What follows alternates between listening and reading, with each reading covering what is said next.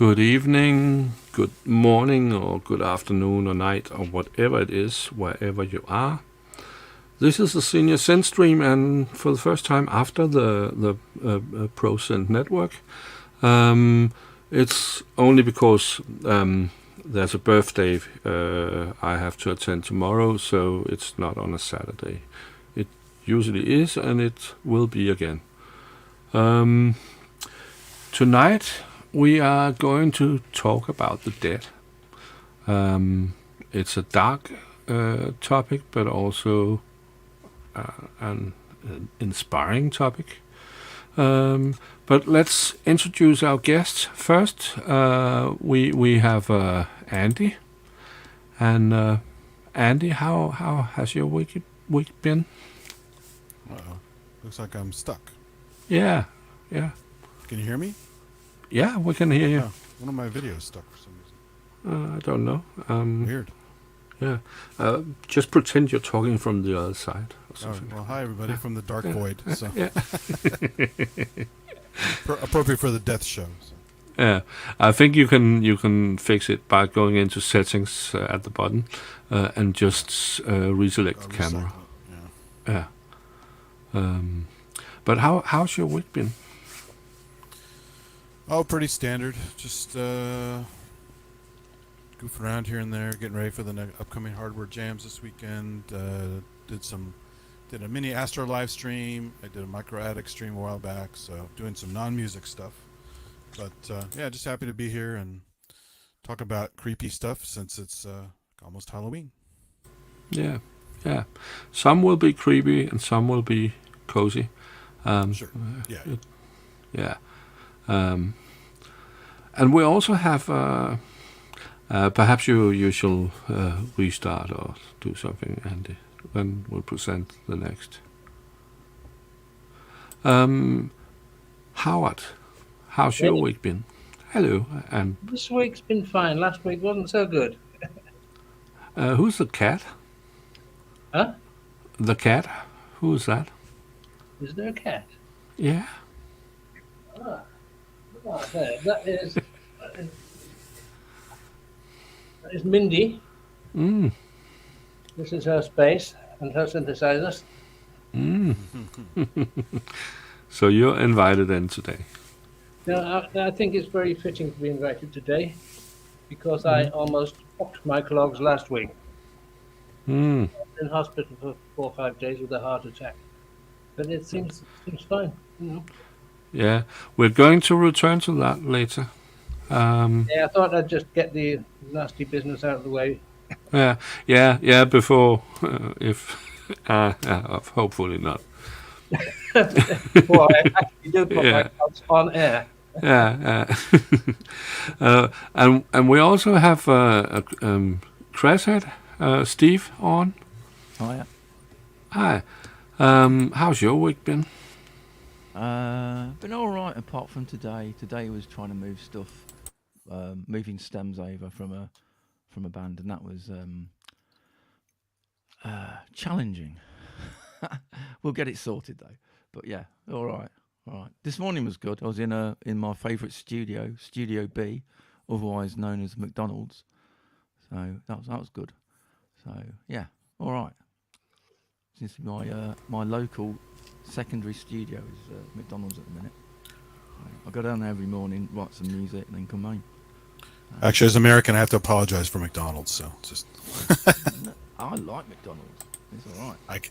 I never liked it. I ate it when I was a kid, but it's Yeah, but my studio's got its own staff, so it can't be that thing, can it? Yeah. It's got its upside. Do you know what I mean? So yeah. My all Studio B we used to be called the living room. Right. Well, yeah. No longer. Yeah. I've got several studios. the tidiest one is McDonald's, to put it that way. Yeah. Oh, yeah. Well, the staff. Yeah. What about you, Henrik? How's your week? You're muted. You're muted. Oh, yeah, because nothing happened. Nothing bad happened. No, That's good then. nothing bad happened. Well, my dad got a tumor, and luckily he had a surgery where they made a bypass. It's just above the stomach, below the liver, the thing you have there, and he was yellow in his skin, getting yellow. And jaundice, yeah. Yeah. Now they have bypassed that thing, so the yellowness will disappear, and it's in an early stage, so they believe they can remove the tumor, and everything is getting planned now. So it looks good. He's 82, so we were prepared something would happen sometime, but He's a youngster, hopefully it's yeah. not time yet. So that's good. He's a youngster, really. My neighbour's 103. She'll be Oh. 104 next year. Oh, so yeah. 82's nothing, mate. He's like still in his short trousers. He'll be fine. Yeah. It was actually because of all that I came up with this topic. And then I thought of Steve. You really got down because of Inky, and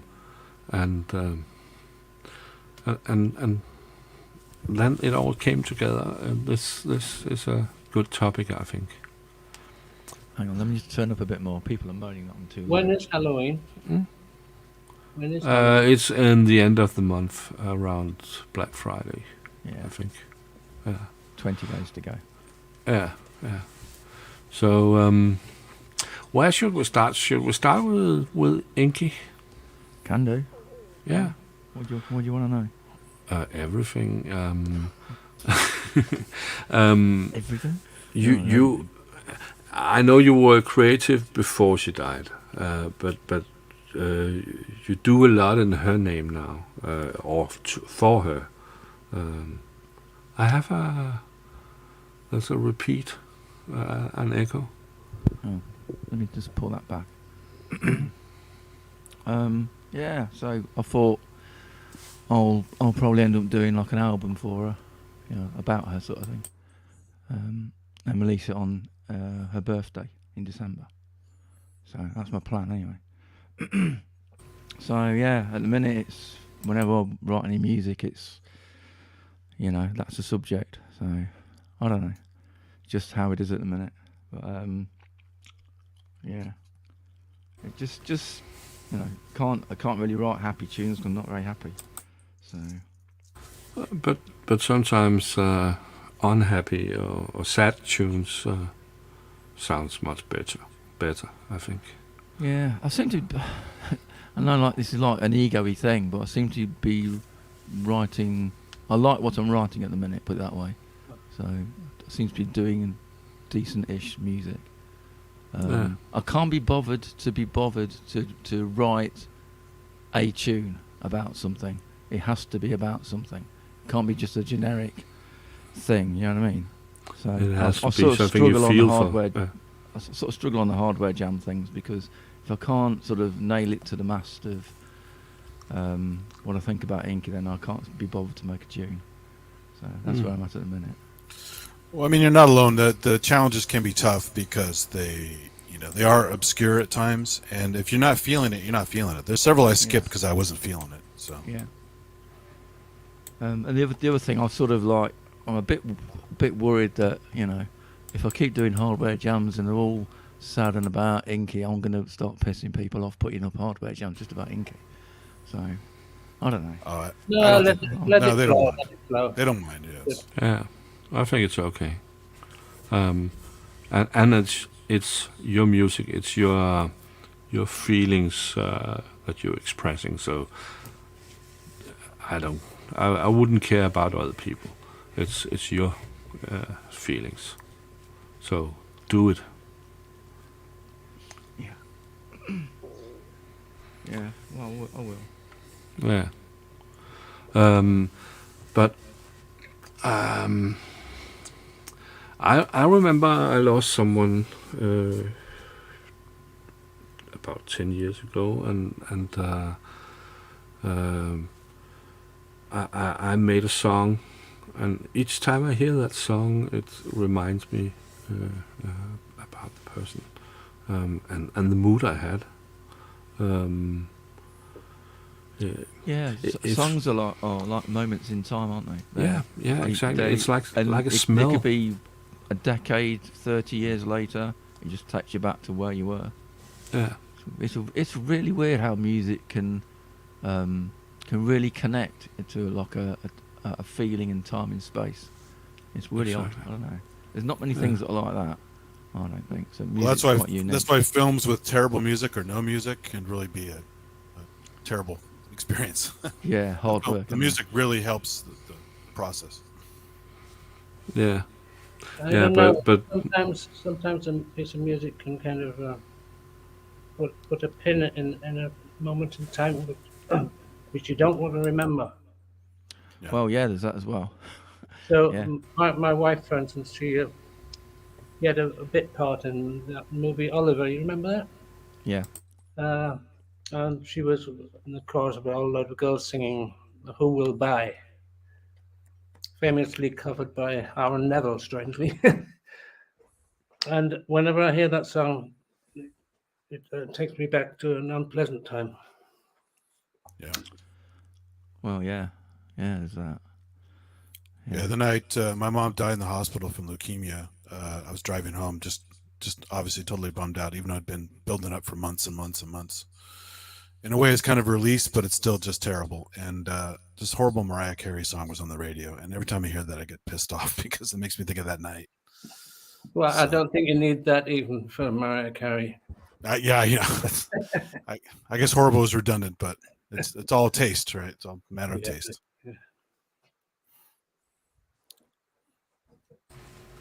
yeah. Andy, have you had?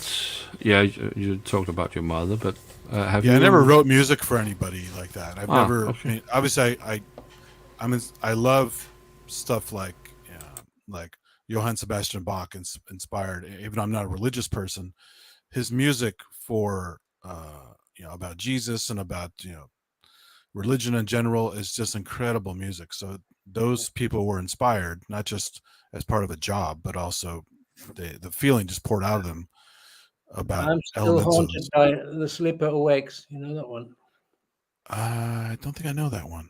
Dum, ba, ba, bum, ba, dum, ba, da, Oh, dum. okay. I didn't know the translation of that one. Yeah. Oh, that haunts me. That melody, fantastic. Oh, yeah, definitely.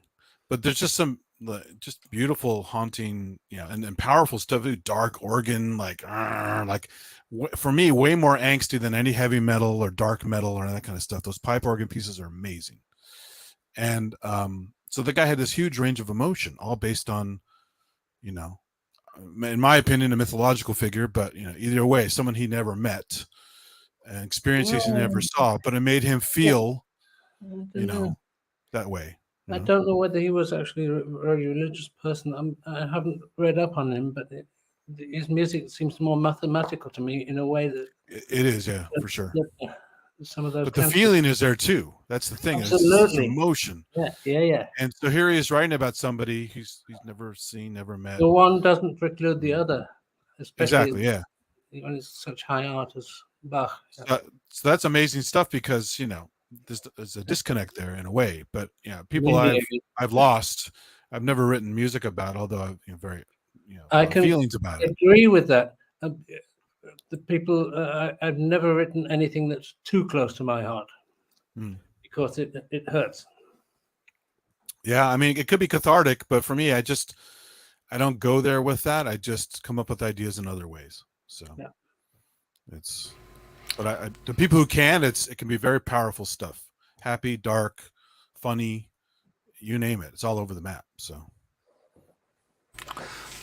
Howard, you were known for your patches. You do a lot of patches. Yeah. Instead of composing. Do you do some patches inspired by things that happens in your life, like if you lose someone? I don't think so. I think I encapsulate this part of my life from reality so much that the one doesn't impinge on the other. At all. When I But manage to get into the zone, there's nothing reality around me at all. no, it's probably more about the instrument you're sitting with, what it can Yeah, do, and it's playing. It's playing. yeah, Also, it's hard to be sad or dark with a cat in your studio. So yeah, Absolutely. Especially with this one. Look at that. Look at yeah. So, but do any of your patches remind you of things? No. I mean, you have made them at a time when something happened, and when you hear them again, do you Those get ones I did reminded? for the movies, sure, because it reminds me of the emotion in the movie, which, Hmm. with which I have nothing to do. I just kind of made the patch, and how they use it is so fantastic. You know? Yeah. So, what am I most proud of? Uh, no, I can't think of anything right now. I have to ask: is this topic too bleak? Should Yeah, we? no, listen. you got to talk about this stuff. We can't Last can't hide last from it. week I had a heart attack, and after it I felt fantastic. Yeah. Yeah, you promised to keep I have alive, to stay alive for the show slightly, tonight. slightly different view on life and what I've got, what I've got to do. To be fair, every single person who's watching this should be invested in this because everybody dies. No one's Yeah. going to get out alive. Everybody's going to die. Yeah. And it's often a surprise. So Yeah. how I can you hope plan so. for Yeah. it? Yeah. Yeah. Wow. Yeah. Yeah. What about the music we do? Have any of you thought of what happens when we die? What happens to the music? Well, our legacy. Our legacy. Well, I don't know. Depends how long things like YouTube and Bandcamp and what's the other one, SoundCloud and things like Spotify or whatever. If they stick around, and if you've got music on those platforms, then your music sticks around. If you don't put anything out, then you are history because no one will remember you. There's nothing to remember you by. In the end, it doesn't matter. Well, Yeah. in the end, you're dead. So yeah, what's the difference? Yeah, true, Yeah, right. true. But there are enough archivists out there who download stuff religiously, like I do. So I have stuff from people all through all different time periods. Also, you have the Wayback Machine, whatever it happens to capture. So even if other sites go away, there's a chronicle of various things going on. Some of my favorite websites are still stuck in the Wayback Machine because they're gone. I wish there was a Wayback Machine that goes back into the mid '70s. Oh, yeah. Yeah. The high point of prog rock. Bands like Egg. Some live footage with them. I'd love to see that. Yeah. It depends. Probably what has the it somewhere they music's haven't shared it. doing, So they. Well, the technology wasn't there. They destroyed the tapes and just leave them in the basement somewhere. Yeah. Like Doctor Who episodes and stuff. There's several missing. Well, Well, even when you BBC do actually protect stuff- went out and destroyed the tapes, didn't they? They wiped the tapes because they were thinking no one's going to watch it again. We need the Reuse tapes. them? The tapes Yeah, cost yeah. money. We'll erase them. Yeah, Brilliant idea from the BBC. Well done. It's like throwing a VCS3 in a skip. Yeah, But, is. But even films like these big film companies have these archive warehouses and they burn down sometimes, and that's it. That shit's gone. Oh, Universal, that happened, didn't it? Oh, exactly. Yeah. This is why, getting to a side story here, side topic, invest in physical media, whether it's movies, music, whatever. Make physical copies of stuff if you can, because eventually it will go away online. The digital format may get erased from your hard drive. You may get a virus. Some other reason it won't play anymore, different formats. So invest in some kind of physical media, so at least there may be some kind of player in the future, whether it's a DVD or Blu-ray or something like that. You can have something that's physical. It won't get erased. I've got CDRs that no longer play nicely. Exactly. You got to keep them in the dark because the light will actually damage them. Oh, it's UV, is it? Even visible light photons over time will do it because they're light sensitive media. So you keep them in dark sleeves, dark cases, dark whatever. Yeah. It's not perfect anyway, but something. I have some that still work from decades ago, but Cassettes for the win. well, cassette, but they get jammed. How many tapes do you get munched in your stupid cassette players Pencil, over the years? it'll be fine. Pencil and sellotape. No, but I mean, they actually it's toast. It's munched, right? And you can edit it, but now that piece gets chopped out. Yeah. But if you get a DVD that dies, that's it. That's gone. With a cassette, at least you've got a vague hope of maybe resurrecting it. But there's I no know perfect medium. Yeah. Oh no. What several is? places in the cloud. Yeah. That's the way to do it, I think. Several different places in the cloud. Yeah, but now you're beholden to the cloud companies. You got to keep paying them to get access to it. So that's another problem. If you're making something that's worth keeping, maybe other people will archive it for you. Yeah, that's it. I mean, I archive a lot of stuff, whether people like it or not. I grab stuff off websites all the time. So. Whatever works, isn't it? Yeah.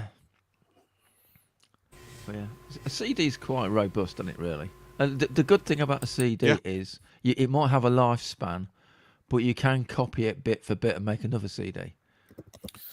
Well, my favorite format for oil is magneto-optical, because out of the drive it cannot be erased, even though it's magnetic. Right. So as long as you have a player that still works and you store them properly, it theoretically lasts a hell of a long time, and they don't scratch because they're in protective cases. So in that way, it's even more safe than a CD or a DVD, which you fingerprints on. You know, the kid gets peanut butter on it. They scratch when you drop them, stuff like that. So, but Howard, anyway, do you want to talk about your heart attack? I mean, you've had one. What was it like, and how'd you come out the other end of it? Well, I noticed after showering one morning, last Tuesday morning, not the Tuesday before last, I noticed that I was feeling faint, and it wasn't going away. So I called the neighbor and said, "Look, what should I do?" And he says, "Well, call 112, which is the German ambulance." So I did, and within half an hour, I was taken to the hospital, and they checked me out and found that the back wall of my heart had kind of been destroyed a bit. But they really good hospital and fixed me up. So I'm kind of back to normal. I move a bit more slowly, look after myself, and I'm doing a rehab course for 2 weeks. So you didn't have the shortness of breath or the shooting pain down your arm and that stuff? I had the shortness of breath. I had the chest pain. Yeah, chest pain. Yeah, sure. Yeah. But, after it was all over, I was feeling better than ever. Wow. One of my coworkers years ago was at work, and he was uncomfortable. He was sweating a lot, and he felt really uncomfortable. He had the pressure in his chest, and he was sweating. That was enough to be the warning sign for him to get his ass to the hospital. And they caught him before it got worse, but he was in the middle of having a heart attack. Yeah, it's when the pulse is high or irregular. Yeah, he got real lucky. Yeah. But anyway, there are people who survived several of them. And, if you have a few, your chances apparently get better. Yeah, it's a bit like being struck by lightning. You'd hope after a couple you'd pack it in. You know what I mean? Yeah. I'm still here, but I don't need no more lightning strikes. Thanks very much. Yeah. Anyway, so do you feel like a Howard Scar version 2 then? It's a fairly quick way to go. If I were to choose between that and a lingering nastiness like my wife had to go through, I know which one I'd choose. Yeah. Thing is, we don't get to choose, do we? Well, I don't know. It depends how much coke I sniff. Oh, that's true. Yeah. Well, I don't do that. Well, I mean, since you brought that up, I mean, there are humane ways out there with euthanasia and guys like Kevorkian were helping people out. Yeah, in Switzerland, and I think in Holland. I'm not sure yet. Yeah, so that, I mean, we do it for our pets. We can easily do it for other people if we want to be compassionate, right? Yes. But the trouble is, religion sometimes gets in the way of compassion. Oh, always does.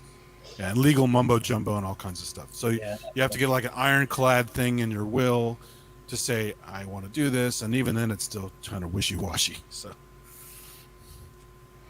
Um, Steve, do you know what happened to Inky, or is that too private? I know what happened, but yeah, it's private. Okay, yeah, accept that, respect that. Too many, it's not because it's weird or anything. It's just that there's too many backseat quarterbackers going like, oh, they should have done this or they should have done that, or if you've had this, if you had whatever, you know what I mean? It's like, of course, Yeah. keep it quiet, and it's Yeah. irrelevant. Yeah. Then. Yeah, But yeah, yeah. sorry, but yeah, that's how it goes. Yeah, losing a pet is pretty bad. Oh, yeah. It's worse than you think. People who don't have a pet. Especially when my golden retriever was at an age where it was failing health, a lot of joint pain, starting to get tumors and stuff, and just was going downhill real fast.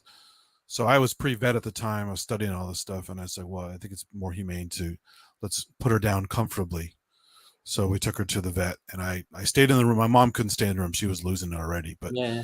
the science guy in me was like, what happens when you do this? I'm fascinated by it. Even though it's my pet, I'm very, very sad. But in the moment, I was just more in clinical mode and just like, wow, so what happens? And some weird shit happened. I mean, she started having these weird spasms, even though she was technically dead. Her body was still spasming with the diaphragm and stuff. It's very weird.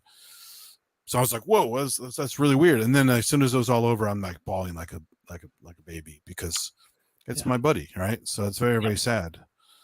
It's a family member, and I grew up with that dog. We had it for 10 years or something like that. And it's really rough. So people try to, belittle people for that or minimize it. It's like, it's no different to me than losing a family member, a human being, because you invested time in this animal. You have there's a bond there. They're like the best friend you ever had. They're always happy to see you. And it's just really, really sad when they're gone. So.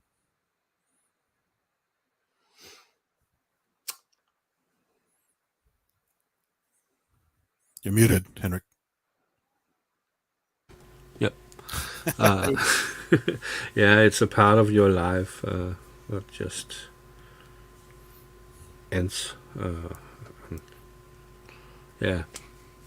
It's hard. And you can get another pet to kind of fill that void, but it's kind of like, it's not quite the same. Yeah. No, but no, it's not the same. You can never replace neither a person or an animal. It will never be the same, but it may be good. Sure. Yeah, but never the same. You cannot replace anyone. Yeah. Yeah, it's different, isn't it? But you don't want to get a pet just to make you feel better. I mean, you want to get a pet because you really want another one.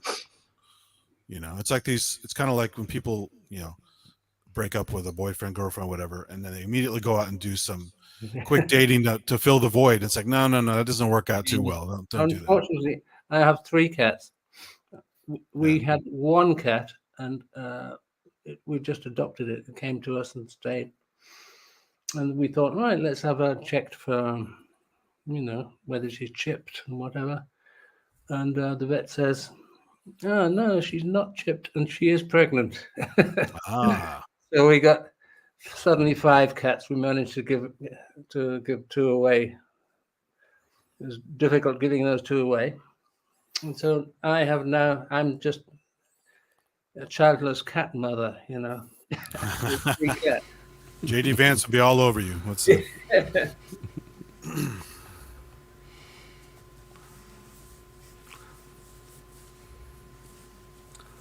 So do you guys like to, speaking of like death and the horror element and Halloween coming up and stuff, do you guys like horror movies, horror movie music? Do you write stuff that's dark like that? I hate it. You hate it? Really All of it? I don't like any horror movies. What about the scary music and the patches and things like that? I could do a couple of scary patches, but that's yeah. it's not a whole movie. I do like dark music. I mean, I like Magma, Mm. for instance. Hmm. If you know them, do you know them? French band. Kind of, yeah. I think Yeah, Gaz Williams talked about him once, and that's how I found him. I never heard yeah, him they're before. like. Yeah, Well, I don't know how to describe it. Like Karl Orff meets Wagner meets right. Zappa. You know, strange. Very. Sounds great to me. Just that description alone is a great description. But now I'm a big horror movie fan since I was a kid.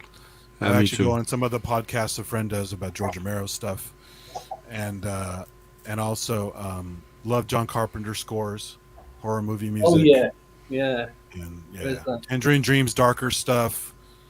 You know, Yeah, John Vangelis even had Carpenter's some good. dark stuff here and there. When I think horror movies, I always think of the soundtrack from Night of the Living Dead. The Oh the yeah, the library music. the, the wall. What is it called? The Walmart music. Uh, isn't Oh, it called that? you talking about Dawn of the Dead, the mall music, Night of the Living I'm Dead. talking about the movie where we hear the music from the Walmart. You're talking about Uh, shopping mall, the shopping yeah, mall. yeah, shopping mall. That's Yeah. Dawn of the Dead. Yeah, that's the sequel. Okay. I thought it Another was great, the first. and also prog rock guys Goblin did the score for that. It's an amazing score. Mm? So creepy, fun, some exciting music. They kind of wrote an entire score that fit the mood of the movie as it Goblin. changed. Goblin, yeah. I don't know Goblin. Oh, Goblin's great. If you Don't know know them. Interesting. if you know Dario Argento movies at all, the Italian movies and other giallo and horror movies from Italy, Goblin's all over that stuff. No, I So don't check know them horror out. movies. Check them. No, Goblin's worth checking out. Just like soundtrack for Profondo Rosso, Dawn of the Dead, um, Suspiria. all right. Those are incredible soundtracks. But they did plenty more too. What There's a bunch of stuff. what kind of But prog is even it? it's very synthy prog.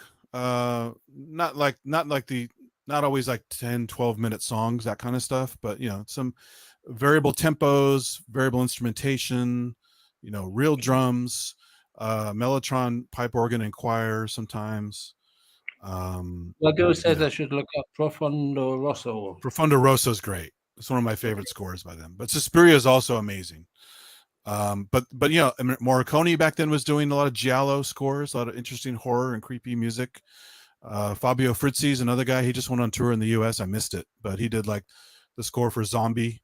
It's the kind of unofficial Italian ripoff sequel to Dawn of the Dead. But it's still a great movie by Lucio Fulci. So there's a whole tradition in Italian giallo, like crime movies, as well as horror movies of this prog rock stuff and electronics and really good stuff. Okay.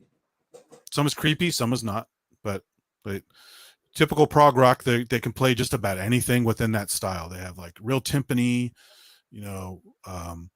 real bass, real, like, it's not computer based because it's so old, right? It's all like real instruments except for like mellotrons and synths and stuff. Yeah, I got to see them live in 2013. They did a tour. They're an Italian band, yeah. They kind of broke up for years, and then they formed again together to do this U.S. tour for the first time in 2013. And I saw them in San Francisco, and they did this great tour through the U.S. and they hate each other again. That next year they broke up into two bands. Yeah. So, and it's been that way ever since. So you can still see them live, but it's always going to be two bands. They're not going to ever play together again, I don't think. Yeah. But yeah, great stuff, because again, it's very talented musicians.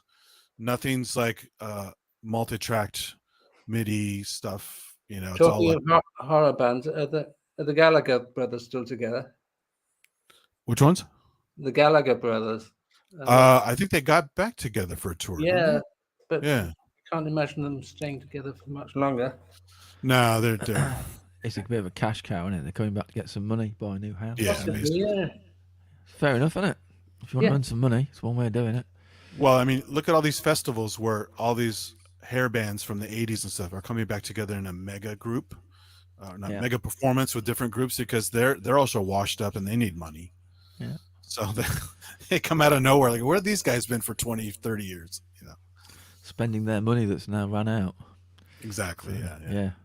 Doesn't last So forever, does it? that's speaking of death. That's the death of their career if they don't get out on tour. So Yeah. Well, they kind of you see these hands come out of the soil, you know. yeah, exactly. Yeah, that's the accountants. That is. That's the accountant's hands. Oh yeah.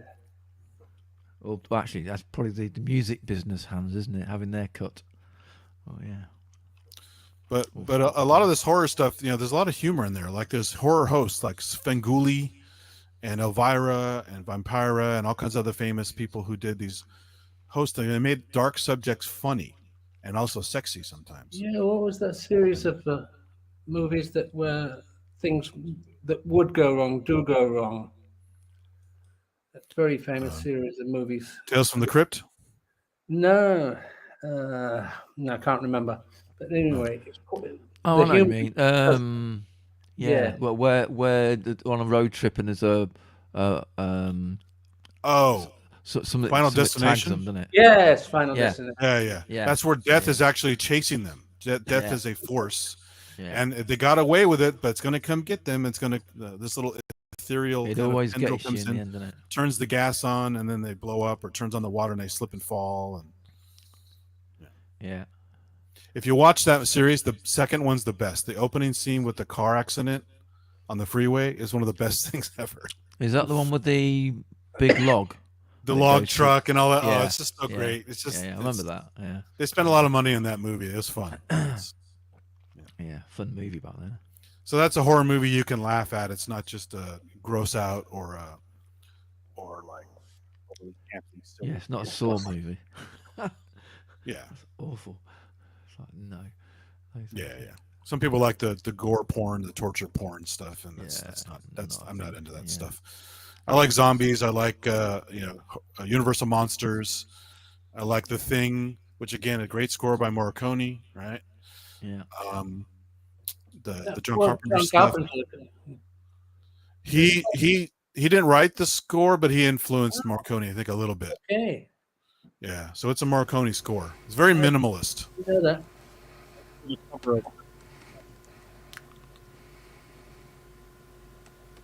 You muted Something, something happened to your audio.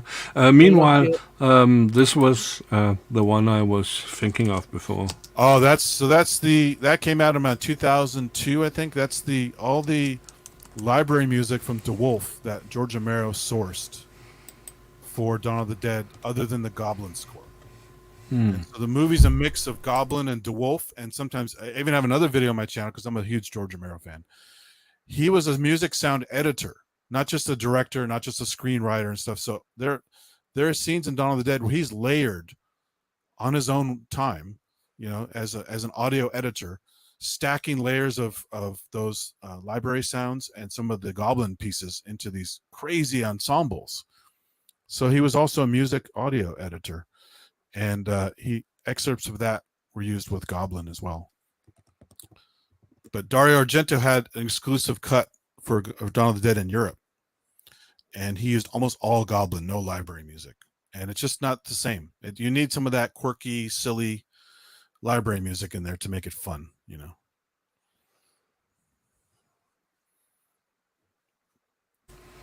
Yeah. Could you hear the music before when I played it? Oh, I didn't know. no. I thought you just muted. Sorry. But yeah, there's a famous one they called the Gonk. That's like the official mall theme, where like the zombies are walking around. It's very funny sounding, and that's. And if you watch Shaun of the Dead, they use that in Shaun of the Dead because it's an homage to Romero. And a lot of people have done covers of it. And so he put a lot of humor in that movie, as well as social commentary about zombies in the mall, like humans in the mall, just kind of. Because when they were shooting that movie, they actually had the mall walkers in the morning. All the old people from the local convalescent home and stuff, or local groups of old people come and walk the mall for exercise. So they could do it any time of year, not protected by rain and cold and stuff. And so the old people walking the mall is kind of like zombies, and that was kind of the consumers were zombies, the old people were zombies, so it's kind of a funny parallel with that. I just today I just watched Zombie. Is it Zombie Land or Zombie World? The part 2. Oh, Zombie Land. Yeah, Yeah, I think with those are yeah with what the hell's that guy's name? yeah. I'm drawing a blank on this. It's a senior stream. I have a senior moment. The guy from Cheers, Woody Harrelson. Yeah. I really laughed when the blonde in the car didn't have her seatbelt on, and Oh yeah. they, There's some funny stuff in those in general. They're not my favorite movies. I mean, they're No, trying to be no. over the top, silly kind of stuff. yeah, I like the rules he has, like the double tap and the cardio and all that kind of stuff. Those are fun. yeah, Just ways to survive the zombie apocalypse. yeah. But it's humor and horror is very tricky. Return of the Living Dead is a really great, silly '80s horror movie with tons of gore and great soundtrack, and just silly shit like zombies talking on the, on the CB, send more paramedics because they want to eat them, right? It's just silly stuff like that. But it's a tightrope. A lot of people can't do it. Yeah. So, Shaun of the Dead's a great comedy horror movie. Yeah. But it did evolve for a long time. The monsters or zombies were very slow, and then suddenly, 15, 20 years ago, they sped up. That's so they want the action, they want more drama and stuff like that. The problem is, the reason why the Romero movies are powerful is they're grounded in some kind of, not obviously you can't reanimate a living body, right? It's dead tissue. The neurons will never fire. You can't move muscles without neurons. It's all bullshit, right? But it's fun as a concept of what if kind of scenario. You're never going to have a sprinting zombie with dead tissue. It makes zero sense. They're like superhuman all of a sudden. They're faster than a person was when they were alive. So it just absolutely makes no sense. And so that's why it's not grounded in reality. It's just silly, over-the-top action. Like Pirates of the Caribbean later on. So. Yeah. Well, those are different because those are more like haunted ghost kind of things. That's the different. The ghost, anything that has a supernatural element, all bets are off. You can kind of do whatever the hell you want with supernatural. But when you ground it in reality of like a radiation accident or some kind of, like in the Night of the Living Dead, it's a Venus probe. Radiation coming back from the planet Venus, got in the atmosphere and reanimated the bodies. It's kind of a crazy idea. But that was more interesting than, they get up and they're suddenly like chasing you down the street and, they have this amazing amount of energy and like Terminator zombies, right? It's just silly. So people like them because they're action and they're kind of crazy. They're just popcorn movies, aren't they? It's really what it is. But yeah.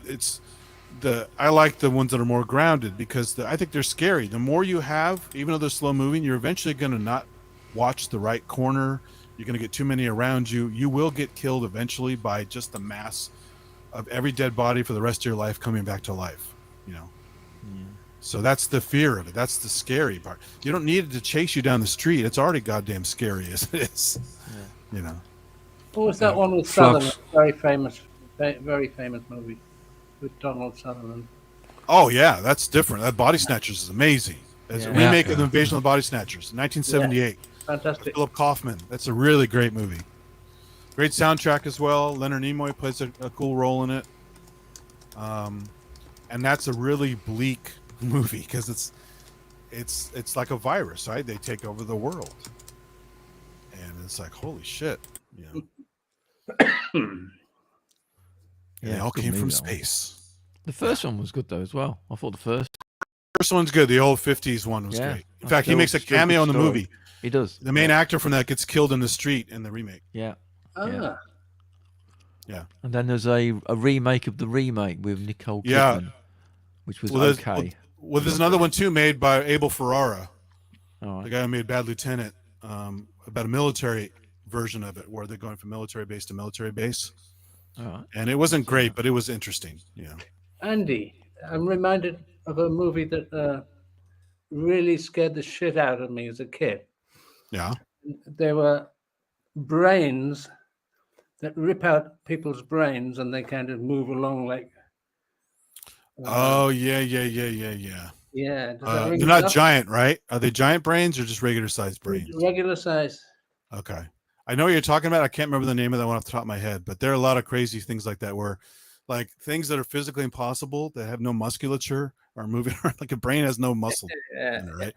But it's still funny to watch and it's still interesting. So, Yeah, hilarious, but Yeah. really scary. I love the old Brain Dead and those movies. Oh yeah. Isn't it from Brain Peter- Dead where he falls down on a seagull? You're talking about Peter Jackson, right? Yeah. Yeah, that's one of the most bloody movies ever made. It's hilarious. Yeah. Talk about horror comedy. It's really out there. That I want to call Bad Taste is another one. Yeah. Way before Lord of the Rings. And Yeah. when I heard he was making Lord of the Rings, I go, who is this guy? As far as I was concerned, he was coming out of nowhere. I didn't know his movies at all. So I got Bad Taste, I got Brain Dead, and I watched The Frighteners. And I go, oh, that's why he's doing Lord of the Rings. This guy has talent, you know. I was just thinking, did horror comedy actually start with Monty Python with Anyone for Tennis? Oh yeah, that Jennifer Tennis or the Killer Rabbit and the Holy Grail. Oh, that, It's yeah. biting their heads off and stuff. That's hilarious. You have to use a holy hand grenade. Oh yeah, Ice Thing's got it. I think Fiend Without a Face sounds right. I recognize the name. A lot of these you can see on Mystery Science Theater and other kinds of funny, like cult and bad movie kind of shows and Oh, yeah. reviews and stuff. Unwittingly funny. Oh yeah, Yeah. And they made them. Obviously, they're making it for a buck back then, but they were kind of serious about them because they put a lot of money into them, and you know, so you never know what you're going to get. But yeah, there's another great funny. This guy Stuart Gordon did a lot of H.P. Lovecraft adaptations, and he did one called Reanimator, which is amazing. Yeah, I remember Reanimator. Reanimator is great, and then a kind of a unofficial follow up called From Beyond. That's like Captain Blood. Both those movies are great and great practical effects, no computers. Oh, there you go. Yeah, Clive Barker. Yeah, Hellraiser's another classic, but only the first two, pretty much. The third one has a couple okay things in it, but they made like 7 of them. It's just, oh my god. Well, you know, if you make money, you'll make another one, won't you? That's how it works. Yeah, but it's cash grab, right? It's Oh yeah, no it's a longer business, no strangely longer enough. content, no longer well made in any way. Like the first Hellraiser, I don't know if you know Tom Savini, he's like the gore maestro who did all George Romero movies and stuff, all the zombie stuff. And there's a British Savini called Bob Keane, and he did the effects for Hellraiser. It's amazing stuff, like the skinless woman in part 2, you know, where she comes back from the bloody mattress and all the musculature is there. It's amazing stuff, you know. American Werewolf in London. That was American good. Werewolf, Rick Baker's great. Amazing work, Rick Baker. Rob Bottin around the same time. Speaking of The Thing, the same guy did the effects for The Thing, which are some of the best ever. Oh yeah, the Fly. Did The The Howling around the same time, just before American Werewolf in London. Also had some pretty cool effects, but Rick Baker just took the prize. It's unbelievable. He's very good. He's very good at doing it. Now he does 3D stuff. Yeah. He got into sculpting a lot on the computer with ZBrush and things like that. So he does a whole lot of his stuff in 3D now and not practical effects anymore. Wow, cheaper. It's just different, right? Yeah, but the what do you call it? The build time is quicker and the repeatability is better. Oh, yeah. So it's just how it is. You know? And if you're shooting stuff, you know, infinite camera angles, right? All that stuff. So, but yeah, Clive Barker's kind of nuts these days. He got all like jacked. He started like taking testosterone or something like that, and just started working out. And he does these crazy paintings. I think he still writes, but he got into all these other kind of things like sculpture and painting. And people do, don't they? People do go a bit silly. Who was the musician guy who's a really good musician decided to open a cafe? Oh, Rob Zombie. Yeah. It's like, what are you doing? Idiot.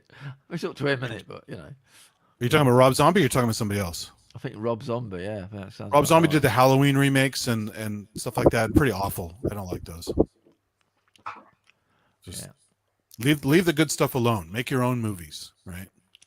Wow. I know they can't help it because they want to make money, but Yeah, it's a business, so that's what. I mean, a couple of his own movies are okay. Devil's Rejects was pretty good. It was part of a trilogy. That one was okay. I didn't like House of a Thousand Corpses, but so I think he's we've gone not the through most. about a decade of crap movies. We should have some good movies at some point, but we've had Occasionally a you do, terrible yeah. last 10 years. Yeah, occasionally you do. I mean, I've seen even zombie movies are kind of tired and passe these days to a certain extent. But I saw a few recent ones that were pretty damn good, and low budget even. I was shocked. Well, yeah. If you're not mainstream, you might get a movie through that's not been killed. Yeah, Ruined. They haven't ruined the script with it's got to have this in, it's got to have that in. It's like, how about having the story back in? yeah. So, yeah. I end up watching old movies at the moment. I tend to watch an old movie because you're not going to be disappointed with it. Old movie. I mean, it'll at least hang together and be a movie. when video stores still existed, I was still looking at old movies because they're always better. Yeah. I would go to new releases. I go crap. Okay, let's go back to the old section. Because just Yeah.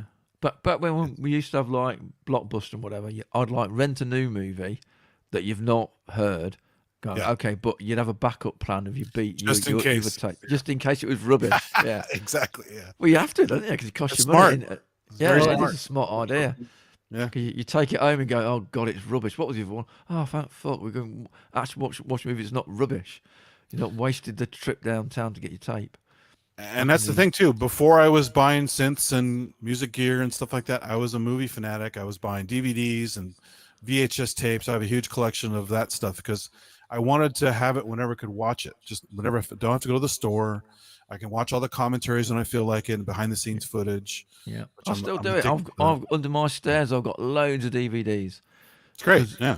Just because, like, yeah, I get the choice of I want to watch it, and you get all the extras. If you're doing like an online type thing, you usually don't get any extras, and you might be online and it just disappears because they've lost the license for it. So Exactly. Or they have a director's cut only. The bad version is out there. You want to see the original. The film you want to watch isn't there no more, even though you're paying. Exactly. Yeah. Annoying. You get fun stuff like there you go. He's got a collection there. Yeah. There you go.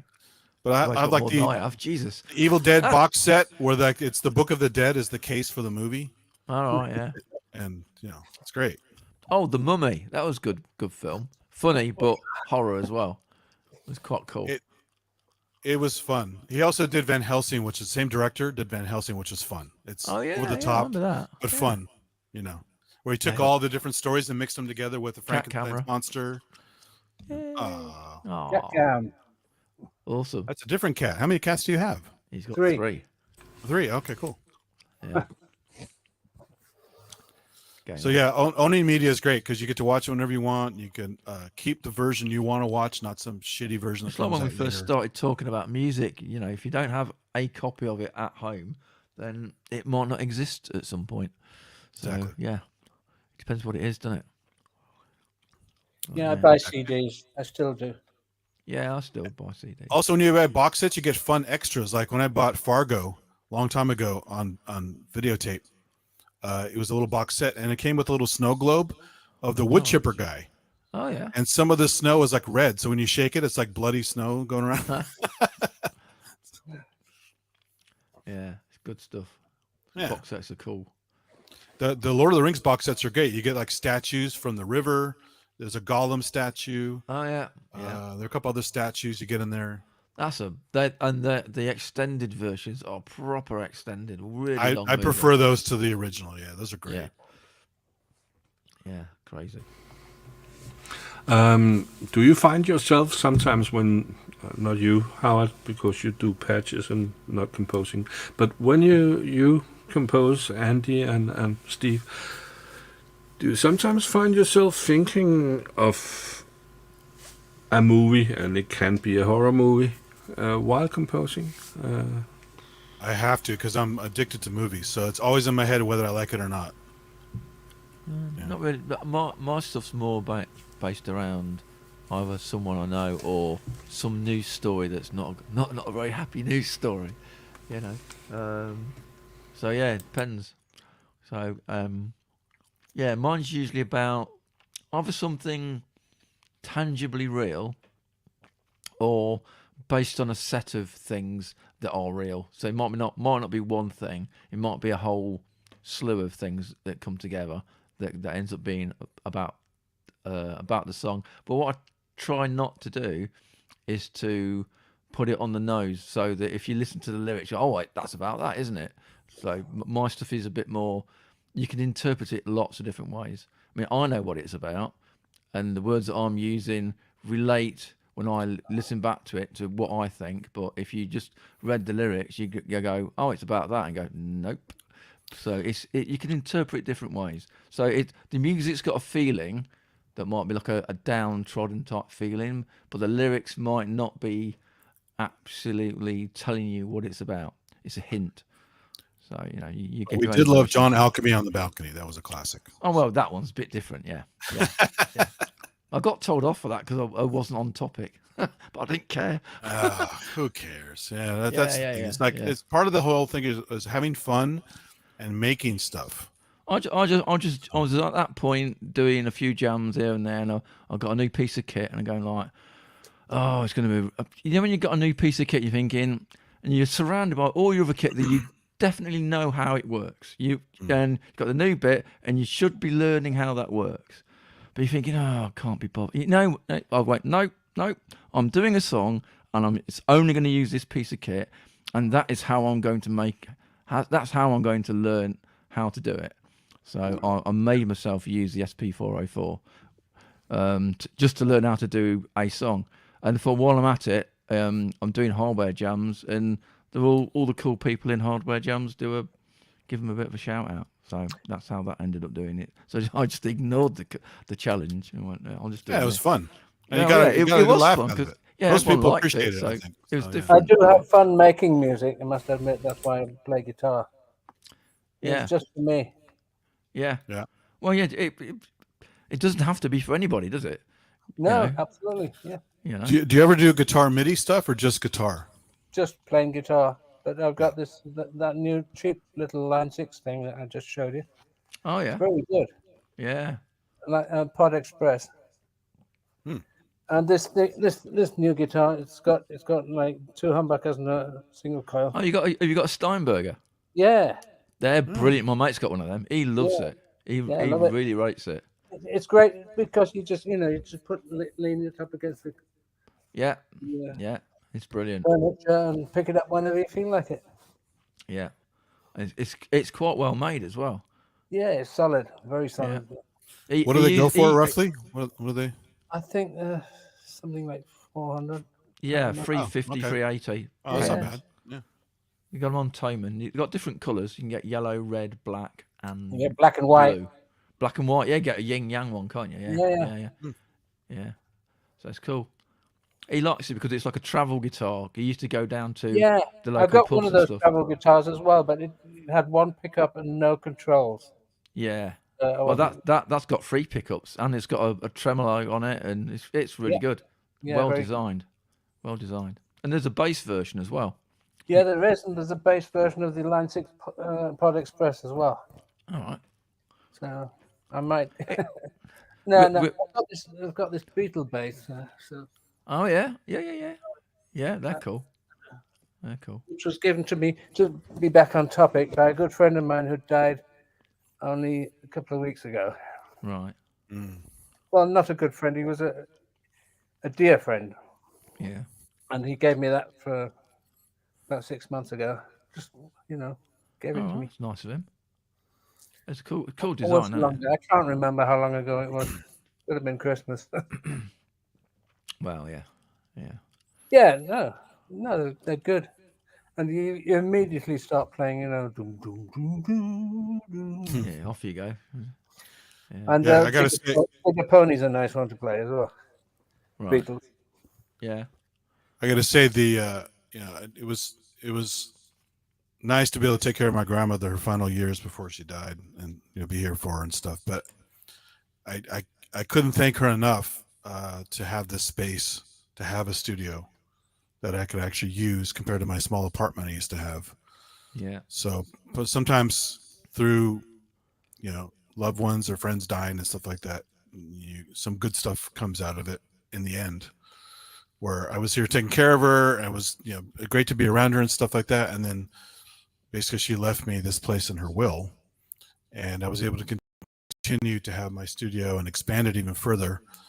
Then I could never have had this any other way, because to have a space this large, to buy one now, I couldn't afford it.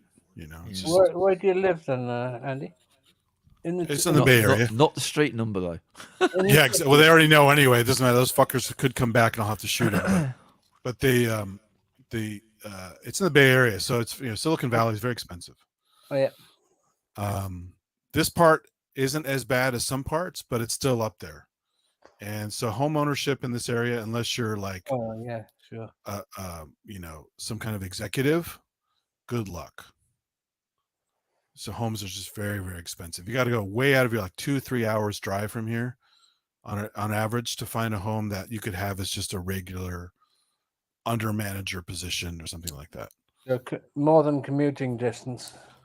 And then your commute sucks, and then you have wear and tear in your car and stress and all that kind of stuff. So to be centrally located for lots of family members and friends and jobs and all that kind of stuff is hard to put a price on it. Yeah, well, congratulations. So that I mean, it's not a great place, But it's yours. beauty wise, but it's functional, and it allowed me to have, because my old studio setup in my apartment was a joke. I mean, I have a bunch of stuff in the closet, stuff leaning against the wall, and a friend would come over to jam, the guy who taught me how to do hardware jams, and I would have to put some plywood on my futon on the floor and put a few X stands up to put more gear up to play while he came over, because my little section of the room, it's like everything was, I was always physically setting stuff up and being limited in space, and it was fun, but it was not practical. And to be able to set things up permanently and walk around and have That's the difference, isn't it? The permanency of it. You're just there and off you go. The immediacy of something. I mean, I can pick up this guitar under. I've got this little Yamaha THR thing, THR10. All right. And the amp and speaker emulation isn't so good, but then I can just plug the line 6 straight into the aux input, and I'm up and away in 4 seconds. It's talking about guitar stuff. I've got a. We will come back on topic. Just 2 minutes. honest. Do you have a coffin-shaped guitar? No. So I've got the Boss Katana, which is really good. Oh yeah. But the last time I turned it on, I can't remember, because I've got an SP404 that's got a guitar sim inside it, and literally you flick on the back, plug in the front, you've got a guitar sound. It's just, and you've got USB out. It's just really easy. Is that really a Boss as well? Yes. Sorry? SP404. Yeah, SP404. It's a sampling groove box, but it's got a really nice guitar sim in it. What brand? Roland. Oh, Roland, yeah. Yeah. So it sounds like the Boss Katana, but it's 7 seconds away, and you're in and you can sample it. It's so quick that I can't be bothered to plug the Boss Katana in. So yeah. Anyway, back to topic. There you go. I was quick. Well, more stuff tying music to death and all that. The band Kiss is always selling shit with their name on it. They sell Kiss coffins now. Oh, wouldn't be buried in a Kiss coffin. Kiss goodbye, isn't it? Yeah, exactly. That's a bad joke. There you go. Death Cells was a line in. Spinal Tap. Spinal Tap. Yeah.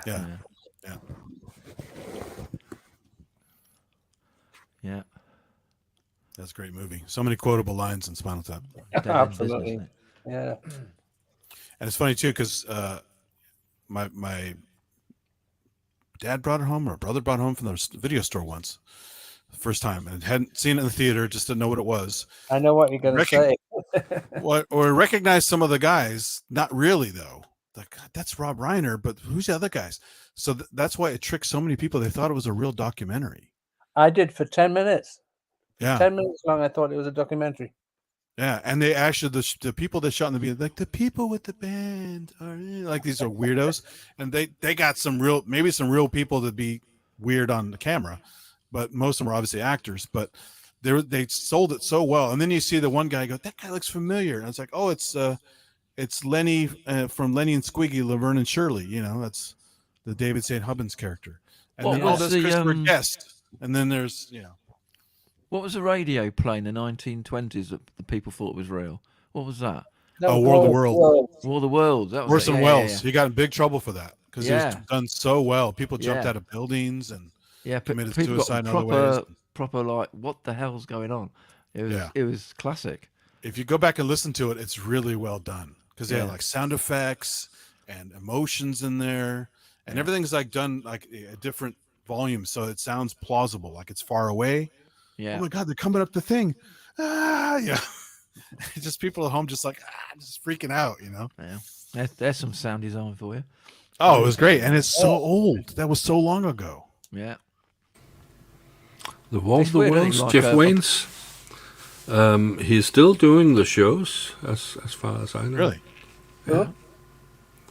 Of course, not with the same actors or players, but Sorry, who are you talking about, Henry?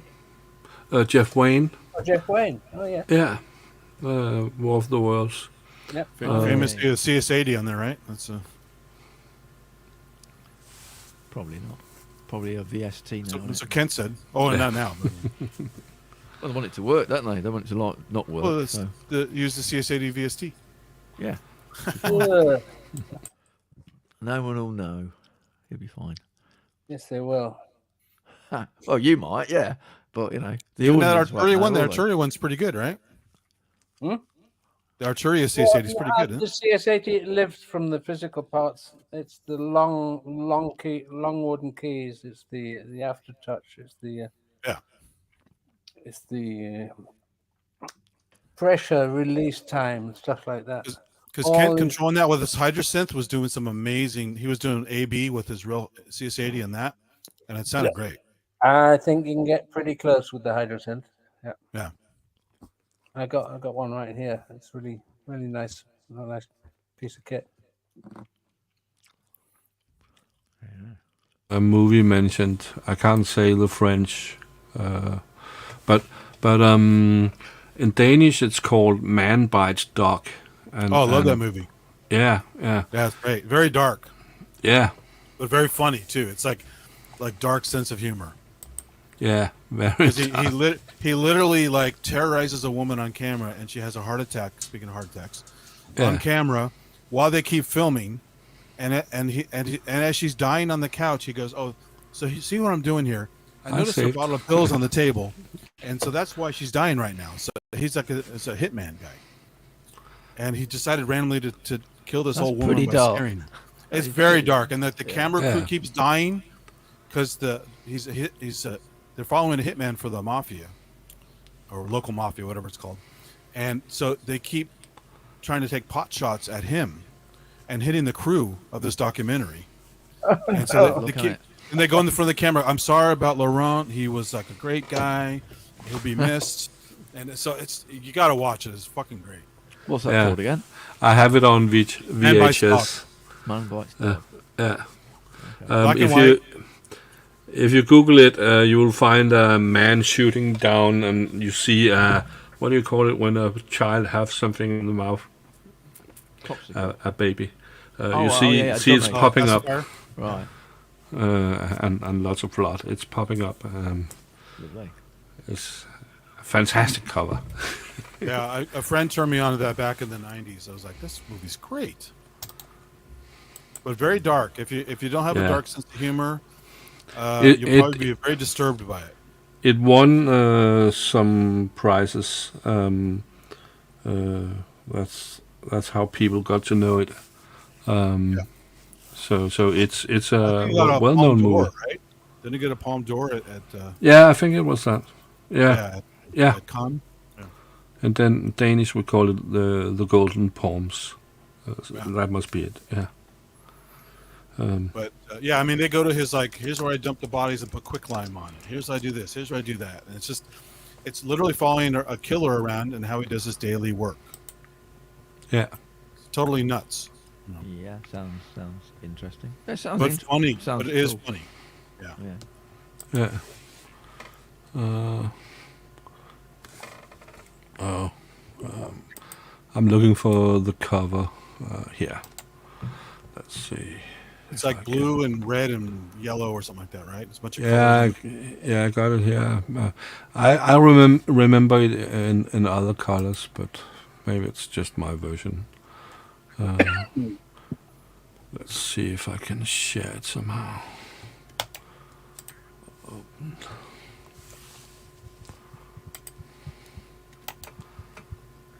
You can just speak. I'll find it. Meanwhile, So yeah, you can make movies about death that are still kind of funny if you have that sensibility. Not everybody does. Did you get into Red Dwarf, Andy? Yes, we had it on public Everybody television. on the ship gets killed except for one guy who was in stasis. It's a fun show. I've only seen maybe 5 or 6 episodes of it, but I do like it. Yeah. here it is. I like the is Android or hologram where he has the stamp The on his hologram, head. Yeah, he's got a stamp on his hands. Rimmer, Arnold Rimmer. Yeah. There's a guy who's part cat. Yeah. That is all cat. It's a cat that evolved, isn't it, or something? Yeah. Oh, is that what it is? Evolved Yeah. over the millennia. Yeah, 3 million years or something. That's funny. Yeah. Oh yeah, different cover. Yeah. Man bites dog. Yeah. Yes. Okay. I'll put it on my watch list. Yeah, It looks it's very, looks really very serious worth there. it. Looks like a serious movie in that picture. Oh, death is pretty serious. Yeah, but not in this movie. Oh, okay, fair enough. Yeah. But I love that the crew keeps getting killed, and the the director keeps coming in front of the camera. I'm very sorry about the guy. He's a great crewman, and he'll be missed. Yeah, in the beginning, the crew is not getting killed, but then they come upon another film crew following another mass murder. Oh, that's what it was. Yeah. Yeah, and then there's a lot of killing. That's the final trap. The drummers have notably got killed, died on stage. And strangely, the band that I used to play with in the early 2000s, they had the only people who died from the band that started in 1968 were three of the drummers. They work the hardest, so yeah. It could be, yeah. It could be physical. Well, I like the Spinal Tap gig where the drummer keeps dying and blowing up. Yeah. Yeah. It's not the same drummer. They keep having to replace him. Yeah. You're okay if you're a bass player. Well, you do stand there, you'll be fine. So yeah. Dum. I'm going to get a load of hate from bass players now. Hang on. So we can chat. What do you mean? I'm a bass player, by the way. So, yeah. Oh, people need to get a sense of humor, right? So Yeah. The bass is strangely very popular with girls these days. Any idea why? What's that? Women play bass a lot more than. I've seen that. Yeah, it's kind of interesting. Yeah, it's good. Oh, yeah. Good luck to them. Yeah. There's some really amazing bands with lots of female, especially rock bands. They seem to be incredibly good these days. Yeah. Like, really, really talented guitarists and drummers and bass players. Amazing. Usually from we European countries. Sorry. They seem amazing because we have traditionally low expectations, which is not right. Yeah, maybe. The guitar thing's funny though because it's the real like kind of alpha male guitar players that play really aggressively, and it's almost like an extension. They're wanking on stage, right? They're very aggressive, throwing their equipment around. So it's just I can see why maybe some women don't want to have that kind of image. They want to play something like the bass or whatever. Because a lot of guitar guys are really, this phallic thing they're just going crazy with on stage. So. It could also be that the threshold for being in a band, being a bassist, is not so high, so they can kind of grow into the role. We're going to get so much hate mail from bass players. It's true, but it's sad because the bass is actually really important because not only is it the low end of the sound, but it's part of the rhythm. And if you fuck that up, then the whole song is screwed up. True. Not everyone's like Les Claypool, where he does like weird, crazy stuff on the bass. They just have a nice, continuous bass that makes the rhythm. Did you see Mono Neon's version of They're Eating the Dogs? Oh, no. Have a look at that one. You know Mono Neon. I've heard the name, but I don't know. Yeah. There's so many things I keep hearing about, and I got to write them down because I'll forget them. Just have to go back and watch the stream to get some more stuff to write down. I could get you the link. I could put it in the chat. Oh, that'd be cool. Thanks. Yeah. If you can't put it in the chat, then put it in the private chat. Then I share it. Okay.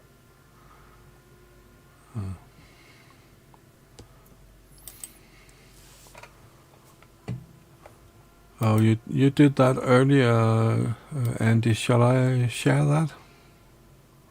Oh, What's that's that? a YouTube video. No, that was for Christ's sake. So. Yeah, okay.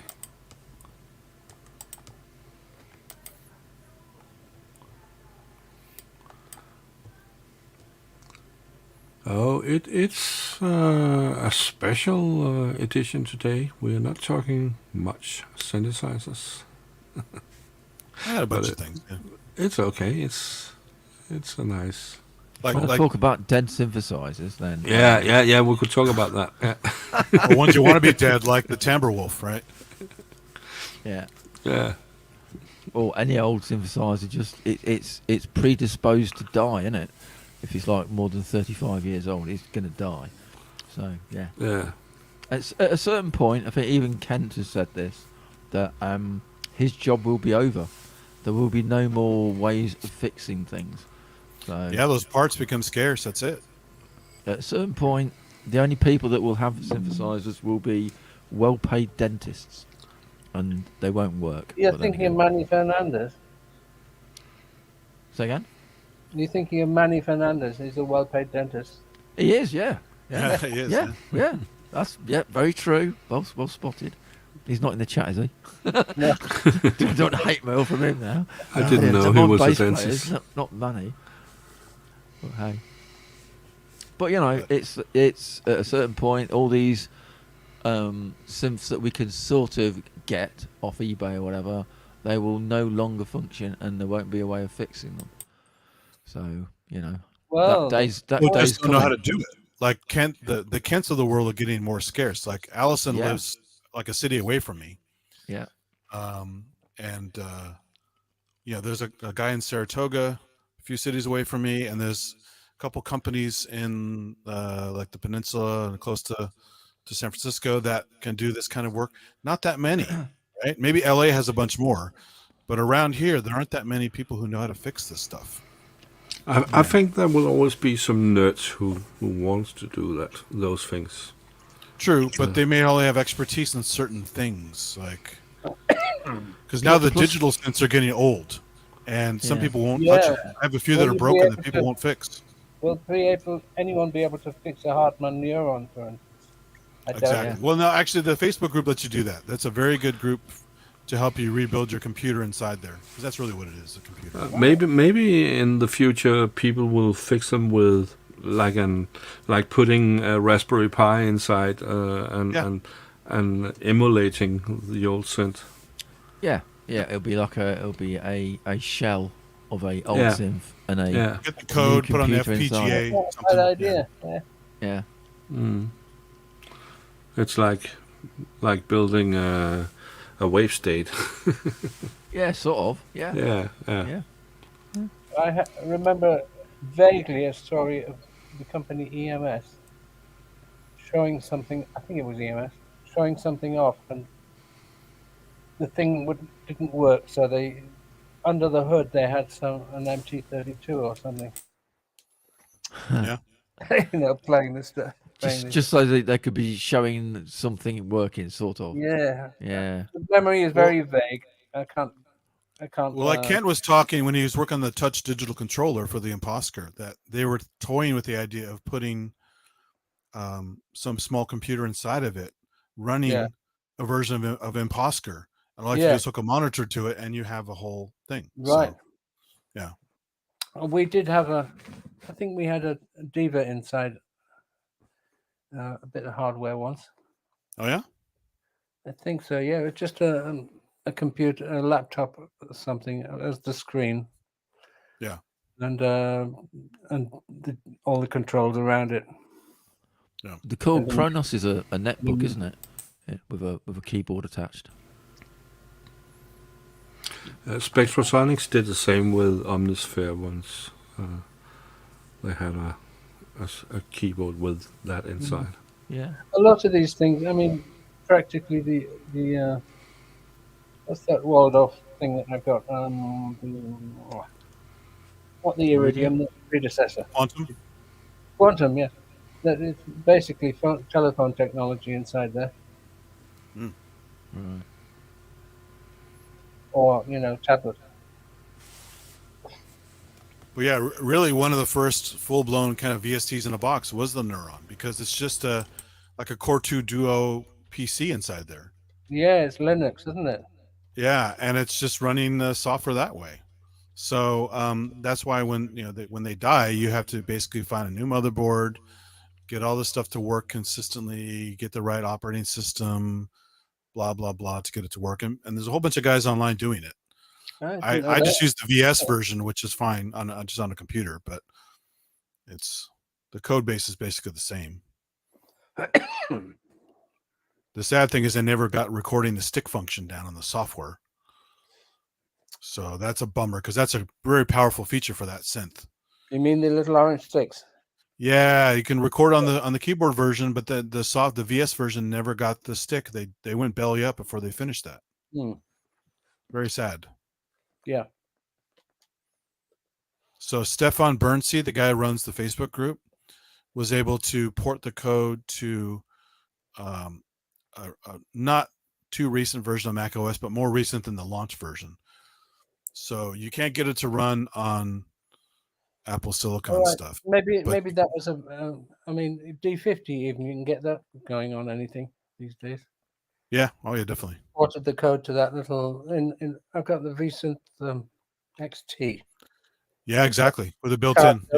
Yeah. And that's the original code apparently. But there are some early, early Kawais or any of those digitals. I can't imagine them being revived in 50 years' time. Yeah. Well, like the Yamaha stuff, like the VL1, VL7, it's on the card, and or the little FM card that they had. I mean, any of that stuff could have been put on XG something, wasn't it? No. Yeah, the PLG something or other cards, and they could easily be put into software. But speaking of dead synthesizers, you'll be having you'll have dead VSTs as well. Not with emulators. As long as you have VM hosts of some kind and emulators, you can run that shit forever. Theoretically. I agree. I was about to say that. I think the plugins will last longer than the early. They will. Yeah. Probably. Yeah. I mean, they may not sound quite the same because some of the audio hardware changes and things like that, but you still at least get the tools. And because they run on a laptop, they're very portable. Yeah. So that's the one good thing about, virtualization of stuff was a big part of my job for a long time.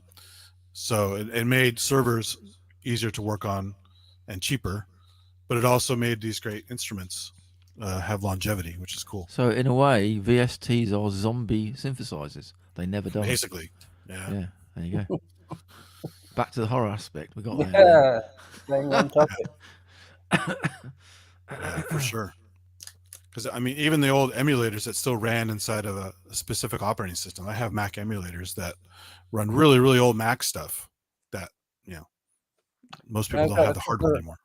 a couple of Atari ST emulators. Yeah, like Stella, things like that. Yeah. Yeah, there's a bunch of stuff out there. I mean, there used to be a great website, probably still up, but maybe crippled in some way, called emulation.net. And it had like, I mean, literally everything. They had Amstrad, they had all the game systems, 81. all that stuff. I mean, there's a massive list of computing systems available, not just games.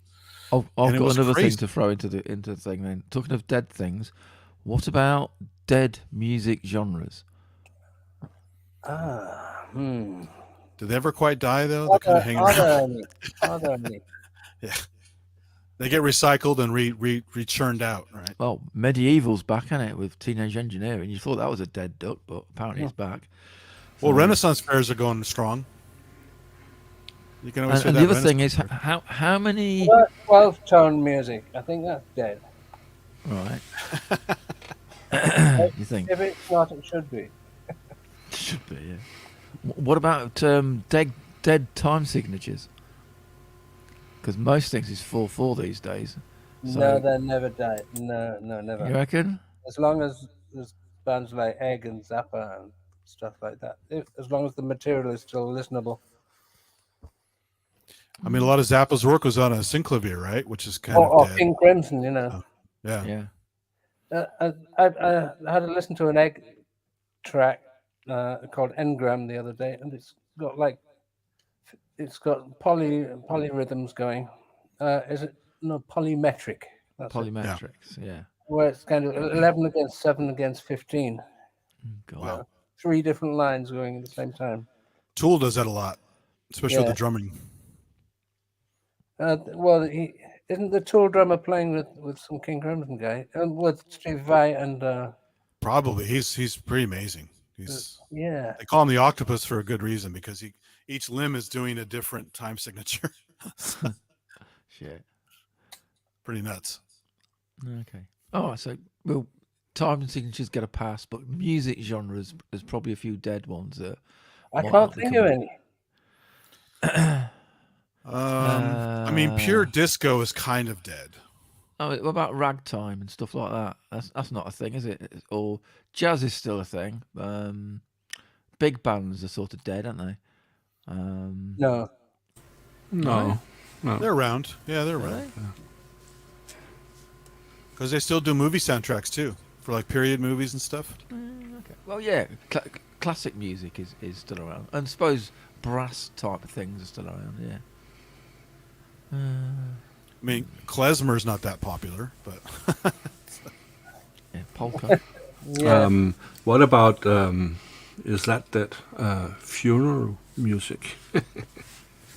Well, some people like all sorts of funerals. Some people say, when I die, don't put some downy crap on. But I want some banging techno or something.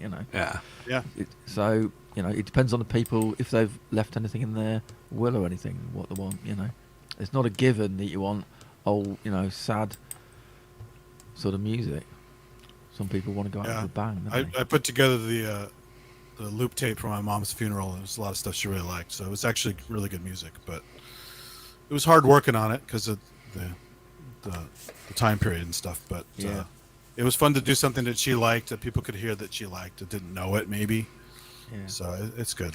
It's good But stuff. what would you choose, Andy? Would you choose the one from the mall, from the Living Dead? I mean, that's whimsical, and part of me wants to do something silly like that because what the hell, right? But I would definitely pick a really powerful Bach organ piece, a really nice Tangerine Dream track, like a little bit of everything, right? Everything I like, just some different moods and different styles of music. Oh God, I can Kind never of a remember the best of track thing. name. Hang on, I'm going to search for a track name because I can never remember it. Let me hit mute for a minute. But yeah, you definitely don't want to depress people. Oh, part no, of I do. Well, I mean, you can, but like I like the Irish wake concept where you're happy, you're celebrating. You know, if you can. I don't want a body in the thing on display. I mean, the real wakes are kind of creepy. Where there's an open casket and they're partying around the body and stuff. That's not my thing. But some people are into that. I mean, in Madagascar, they pull the bones out of the relative every year and have lunch with it. You know, they put the bones on a thing on the ground and they'll eat lunch with their dead relative, and then they put them back for the next year. So that's a little weird, but you know. What about you, Howard? What would you choose of music for your funeral? Oh, I wouldn't want to impose my rather unpopular taste on any of my relatives. It's your last chance, man. Come on, you can do it. I'd probably choose Sleepers Awake. Bach. Yeah. I found my track. It is The Eternal by Joy Division. Yeah, That'll do me. I was thinking of either Shout Decades. by Tears for Fears, or Oh yeah, that's a good tune. Yeah, or a punk song. a punk song. Okay, Yeah. like the Stranglers or something like that. Yeah, God Save the Queen or something like that. So you get like Dead Kennedys, Too Drunk to Fuck, or something like that. Yeah. I mean, something that makes people run out of the place. Or Holiday in Cambodia, or something like that. Yeah. Revolution number 9. Yeah. Played on organ. But yeah, I mean, it'd be nice to have some stuff in there that's a mixed bag and maybe not troll everybody and totally piss them off. But be happy that they showed up to your damn funeral to begin with. So just put a mix of stuff in there. I could put on some of the Mechanic Destructive Commando by Magma. That would do it. Because you really want to piss people off. You play some like really harsh noise music, and they just want to run out of the room. So Yeah, but doesn't matter. You're not there. You don't feel that they are running away. Oh, I know. And they will always remember your funeral. Well, that's true. Yeah.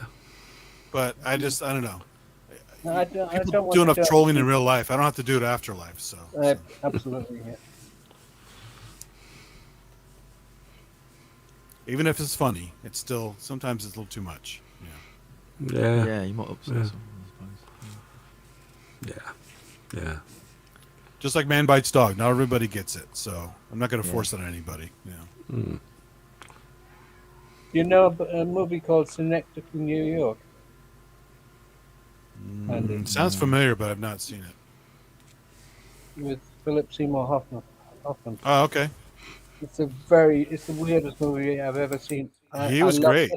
I loved it. My wife hated it. Well, if you like Philip Seymour Hoffman, check out Happiness. That movie probably won't leave you happy, but it's very interesting. Great actor. He's great, yeah. He played Truman Capote. He did all kinds of stuff. He's really good in Boogie Nights. And he's dead, which means we're on topic. Exactly, yeah. There you go. He kind of looked like Andrew Longhurst a little bit. Yeah. Never thought of that.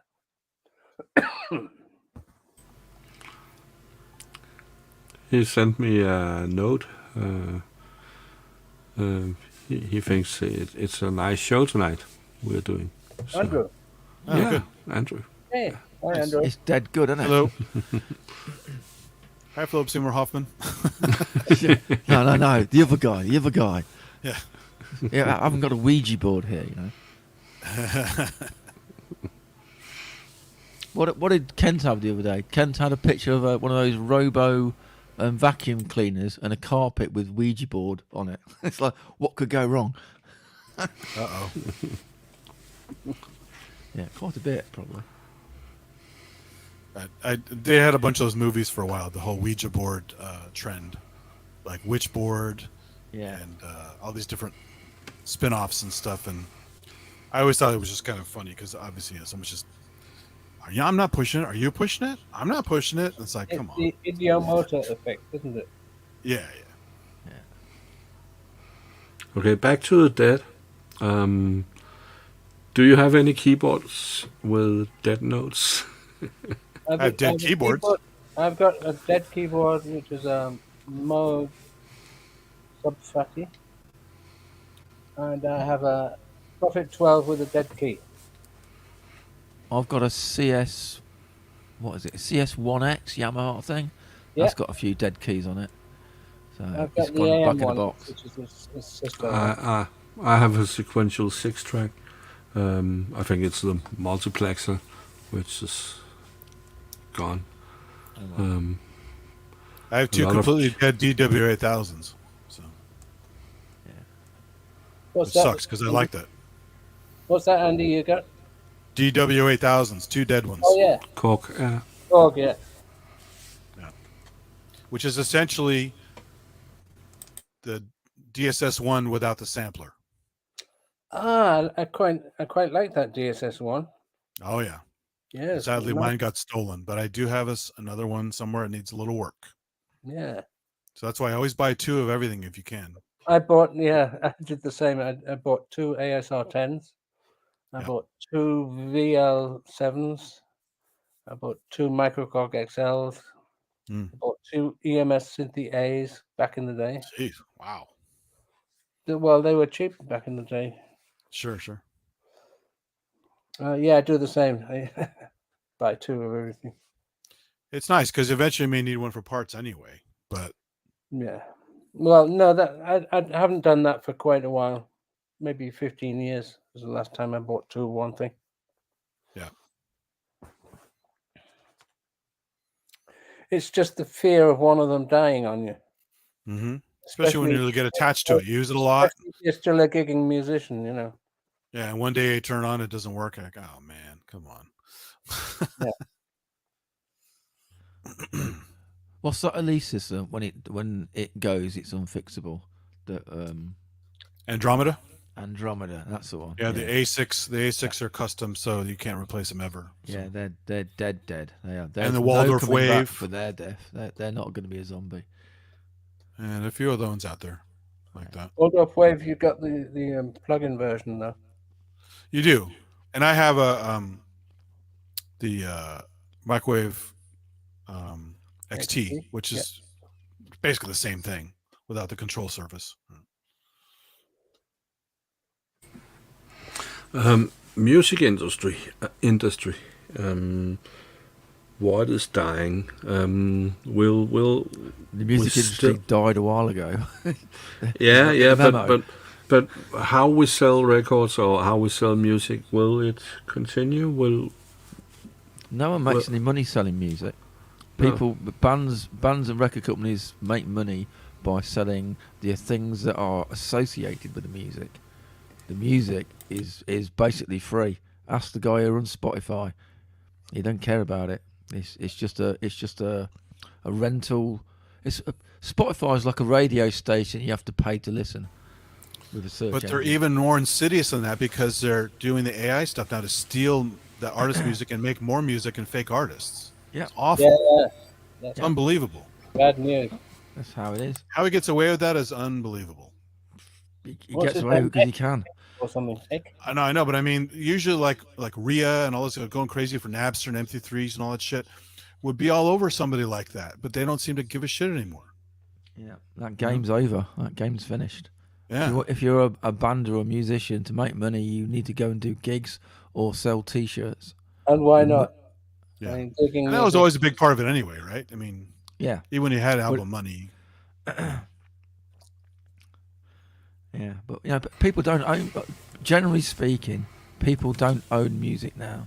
People own the ability to play it. No, sorry, don't own. They rent the keys to the door to open, so you can listen. That's why you download everything. Well, yeah, that's what I'm saying. Hardware, hardware version is best if you can, or just downloads at least. Yeah, so yeah. Can't get CDs for everything, but I can definitely download it. Yeah. And if you can't download it, you can stream rip it, something, so you have a copy somewhere. Yeah, because it will disappear. It will, yeah, at some point. You know, that whoever's got it will lose a license for it, and then it won't be available no more. You know, a few bands have taken their music off Spotify, haven't they? As an example, they're adding enough. Well, one of the first ones was Taylor Swift. She took it off a long time ago. Yeah. What about Neil Young? Did he take it off as well? I think it's back on again. Neil Young? Yeah. He had a little speaking of thing. dead products, the Pono. Do you guys ever use a Pono? No, but I think. Oh yeah, the high bit rate, high end, high end, way over the top. Yeah, no one I cares. don't think Neil Young quite understood that there's a limit to human hearing. And what people will pay for. I mean, the downloads are expensive. Yeah.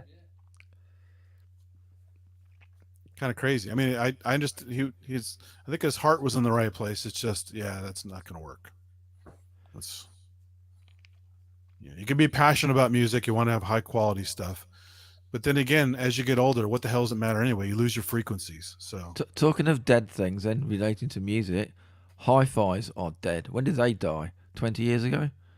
Yeah. There's no hi-fis anymore. You might have one at home, but you can't go out and buy a hi-fi stack anymore. You can buy some nice speakers, but that's about it. There's audiophile outlets where you can get the fancy shit like NAD or whatever the brands are. Oh yeah. But who's paying that money now? Like $1,000 tables, $2,000 speakers, things like that. If I say money 3 times, he'll turn up, won't he? Yeah, we'll be in chat in a minute. Oh, look, Kent's here. We're close. Oh. Hi, Kent. You still like Enric? Yeah, I'm still here. Okay. He's just got invisible like me. Yeah. My manager at the video store I worked at in high school was an audiophile, quote unquote audiophile. Kind of was full of shit, but he would carry the magazine called Absolute Sound, which is the audiophile local kind of expert guide.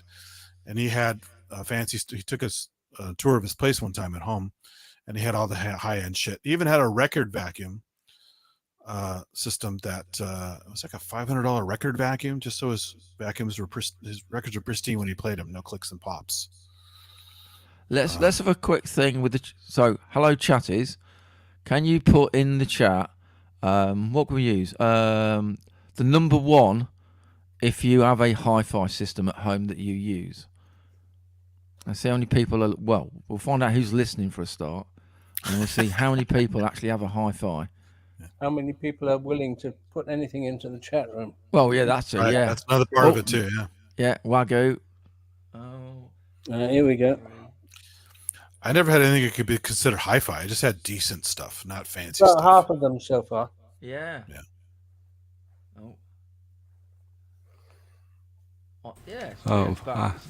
It's a split so far, isn't it? Half back of it. I'm too slow to select anyone, so they just scroll by. Yeah. We can easily just look at it, can't we, as it goes through. Yeah. It's just interesting. Yeah, there's probably more people that don't have a hi-fi system of any sort, really. It's just not a thing, is it, anymore? Well, most people, like I used to, like an ex-girlfriend, we used to sit, and she was older than me, but it was, I had fun because she had a lot of musical interests I necessarily didn't have. I got exposed to stuff, and we would sit and listen to albums. Who does that anymore? An entire album. Well, yeah. Oh, yeah. Well, yeah. I do, but I mean, most people don't because it's kind of a lost art. Asio says, do you mean a dedicated listening system or hi-fi? Yes. Talking of lost art. Yeah. Both. The fact that an LP used to have 2 sides, that was important as well. You'd have your 25 minutes of one thing. Yeah. Either flip it over and go straight to the next, or have a cup of tea and do the other half. And when that changed to CD, that split was no longer there, so the drama of the album changed. Yeah. And then the most horrible thing, they started adding bonus tracks at the end of the yeah, invisible bonus tracks. Oh, the invisible ones. Yeah, that's right. I don't mean invisible, just adding bonus tracks destroys the drama of the album. True. Yeah. But it's kind of funny, those, you play it for 10 minutes and you get an extra track. The Nirvana album has that on it. I think it's is it the second Nirvana album? Has a bonus track at the very end. It's a hidden bonus track. That's when you had a runtime of 70 minutes on CD, isn't it? Before that, you had 22 minutes for an LP, 22 minutes per side. If it wasn't bass heavy, if it was bass heavy, then you had less minutes. Or because if it was a bass heavy thing, your needle would literally jump out the track because you wouldn't be able to stay in the track because of the bass going on. So yeah. One thing so is now funny. we have really long run times. One thing is funny. Listen to records with this woman was and Howard mentioned Orff earlier. Someone had done Carmina Burana as a prog rock thing. It's this really cool multi-album set, and I always forgot to get the name of it from her afterward, who it was. But it was, I don't know if you guys have seen that before, but it has all the lyrics for Carmina Burana and done in kind of a prog rock style. It was a really cool album set. The other thing I've noticed, is we're talking about things dying and not dying, is when we had LPs, you were limited on your runtime. And when you had cassettes, you were also limited on your runtime. When you had a DVD, you were also limited on your runtime, but it went up massively from 22 minutes up to, here we go, up to, was it 70 on a CD? But now we're in the age of, sorry about this, TikTok, where music is usually about a minute long or 2 minutes for a song. That's a short thing attention now. span. Yeah, so it's weird that we've got the ability to have much longer songs, but the thing is that for the popular tunes that are out these days, most of them are sub 3 minutes, between a minute and a half and 2.5 minutes. Look at those speed metal guys that do 40-second songs. Yeah, right. So the technology is there to have longer songs, but the attention span for the average viewer is gone right down. So yeah, just constantly swiping, swipe. Oh yeah, it's the next thing, and it's the mechanism that they're putting into things like your Facebook feed or to TikTok or even to YouTube, because even when you've got YouTube, you've got other videos underneath your video you're currently watching going, watch me. So it's like a Pavlovian addiction, just response. I need. I think they did a thing a while ago talking to some of the designers of Facebook, and they're using a gambling aesthetic to make people swipe to the next thing. So you get addicted to the next thing. Yeah. So that's why we've got really short attention spans. It's because that and also the feeding you in your cognitive bubble. You're getting this direct feed of more of the same shit over and over and over and over again to bombard you with. Yeah, but I think the reason to go to the next thing isn't just to see the next thing. Is you're doing a bit like, when you do you're at school and you're doing the hurdle race. The hurdles that are involved in your race through your day of watching stuff are adverts. So you have a short bit of whatever it is, then you have to get past the advert to then go and see the next bit of thing. So that's how they're working it. So the days of like what like Howard's saying, you're sitting down, you put an album on, and you sit down for 40 minutes. Hardly anybody does that. No. But it's like the mouse in the lab experiment where he keeps pushing the button and he keeps getting the injection. I need more. Yeah, it's crazy, isn't it? So yeah, long tunes are totally a thing you can do. Oh yeah, who plays the entire version of Inagata Davida, right? It's very long. Is it? Oh yeah, it's famous. DJs on the radio used to put it on to get a bathroom break. I remember some songs that were the entire side of an album. By Yes, for instance. Yeah. They did that, and maybe Allman Brothers, right? Those jam bands, and the song goes on forever. Oh yeah, Grateful Dead. Yeah. Yeah, interesting, isn't it?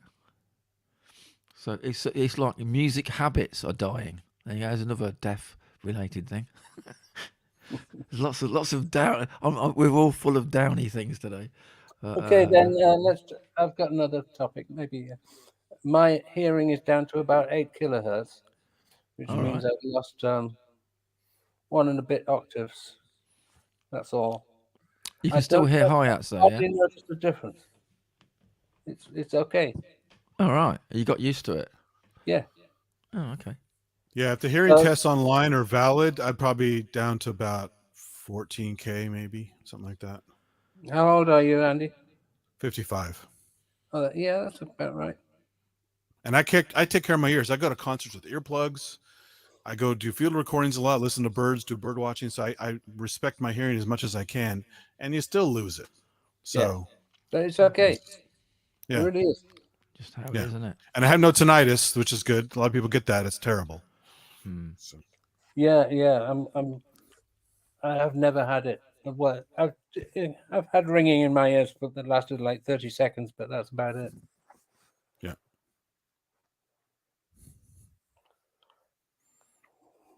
Yeah, that could be the worst thing I can imagine. Just tortures you because it just keeps going. Yeah. It's getting a bit late, guys. We've done quite well, I think, haven't we? We've done like 2 Yeah, hours. we have. It was an interesting evening. I will end the stream in about 9 minutes. It's usually 2 hours. So Yeah.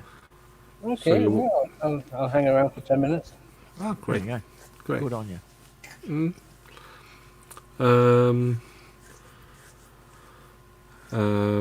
We're not at a dead end yet. Have you been thinking about half an hour for that, haven't you? Yeah. I actually wrote it. No, you wrote it down. Yeah. You're dead right, Henrik. You're dead right. Yeah. That was a killer joke. Yeah. Oh, hello. That died.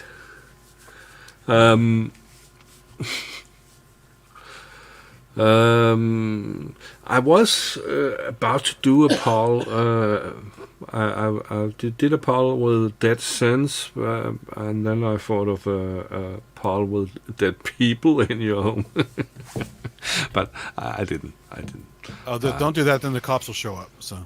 Yeah. So,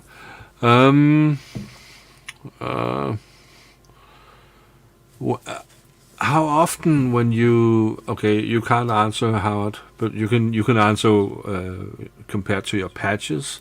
How often do you go dead when you are composing? What, run into a brick wall and get nowhere? Is that what you mean? Yeah. Like writer's block. Yeah. Never so far. If anything, I've got the opposite. I've got musical diarrhea. I can't stop it. It's terrible. The same here. I just start another thing. Yeah. I found different ways of doing things. I find that if you do have any like, it's not happening, I just swap out to something else.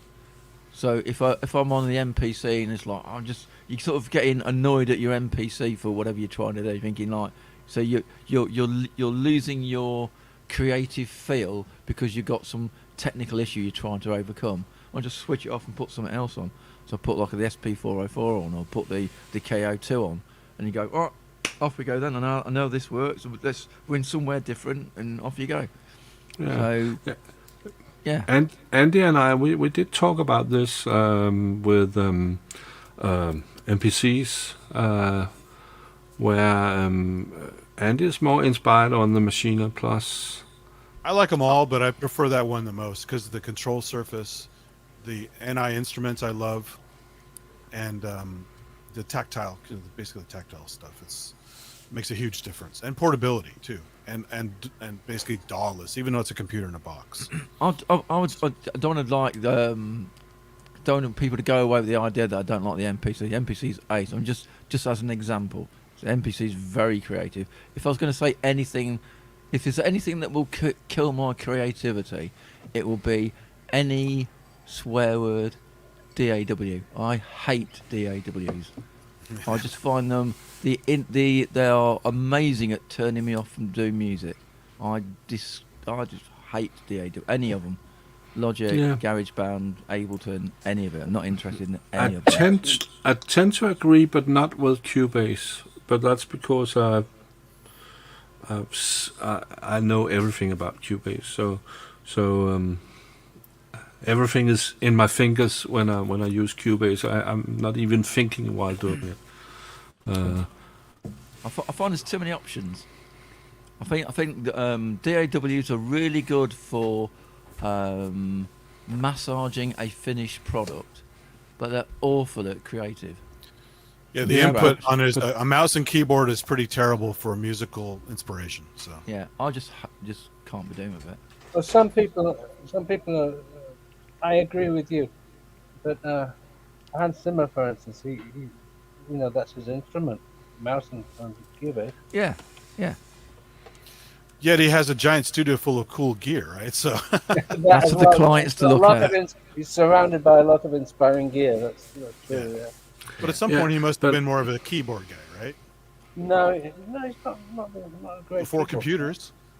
He's it's his ear, it's his taste that I think makes a difference from other composers. I'm going to get some anti-hate door chat now. You watch. Yeah. I mean, I basically I don't ever get totally out of ideas, but I need to be inspired to a certain extent. So that's why Hardware Jams has been fun, because even if it's a topic I don't like, it makes me think about stuff in a different way. And I'm browsing patches that will also give me ideas. So you just never know what's going to happen. While sound designing, I'm always playing them, on the keyboard. So yeah, exactly, I'm kind of jamming all the time. And well, that's good. Guys like you give me inspiration, because I go, well, that's an amazing patch. And I'm inspired yeah, you waste 2 hours, and that's on one patch. I need that hardware around me as well for the inspiration. That's good to have. Steve Elbows just made a brilliant comment. Door of the Dead. There you go. Which one, Reaper? I don't know. That's brilliant. I love it. Hold on, mate. That's going to be comment of the day. That's brilliant. They are very uninspiring. Even when they were just MIDI stations, like Opcode Vision or Easy Vision or something like that. In the old days, before DAWs, when it was just MIDI, they were still not very inspiring back then, even. Yeah. So. I must say, for some things, I think DAWs are fine. I must say, I hate Ableton Live. I love the max part, but I hate the DAW part. I don't like putting together bricks. No, it's too small too. But I've always loved. I have to say, I'm not always composing like that. But sometimes I'm composing like if it was a Kraftwerk, and there a mouse is fine to make all the things in a mathematical form, instead of a musical form. So for that, a DAW is perfect. If you want to do something with lots of feeling, then it can be difficult in a DAW, because you are often doing things in parts. You're doing that too in an MPC, even more in an MPC, I think. So unless if you compose in one long track, a complete song, and not in parts, then you can do lots of things with feelings. Else, it's kind of mechanical and I disagree.